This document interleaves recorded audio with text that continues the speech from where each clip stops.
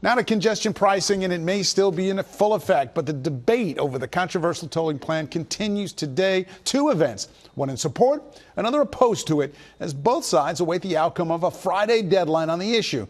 That's when President Trump is calling for an end to the toll, or the state will face consequences. Meanwhile, Governor Kathy Hochul and the MTA are prepared for a legal fight in the courts to keep congestion pricing up and running. Eyewitness News reporter NJ Burkett, live in Lower Manhattan with the very latest. NJ. And right, Dave, as you know, MTA officials have said that deadline is going to come and go. They say it is too late to switch off congestion pricing. But that has not stopped the Trump administration and critics outside Manhattan from trying to do that. Both sides of the issue, as you said, are mobilizing today. President Trump can't stop losing in court, and he knows he will lose again over congestion pricing. Supporters of congestion pricing say they are not concerned.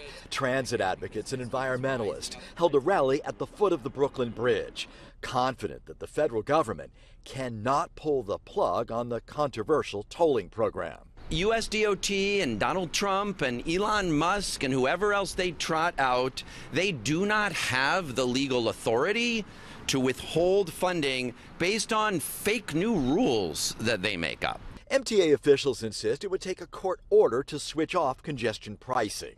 Despite the Trump administration's Friday deadline, they insist nothing will change. Things don't change until a court orders it, and that has not yet taken place. And we don't expect it will, because we're on pretty strong legal footing. The latest Siena poll indicates that most city residents prefer congestion pricing. Statewide, 40% oppose it, and just 33% want to keep it.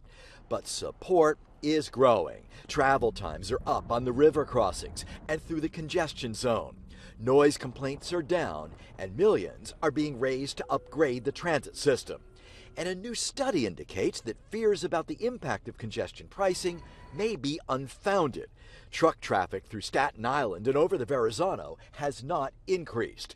No increases either on the Cross Bronx Expressway off the GW Bridge. We found virtually no change. Same number of trucks before and after, even a little less in the Bronx, a tiny bit more in Staten Island, but no real change that would indicate that truckers are changing their behavior.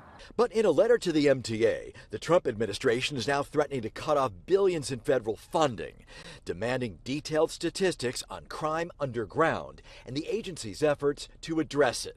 Critics outside Manhattan believe congestion pricing is destined to fail. Let me be clear.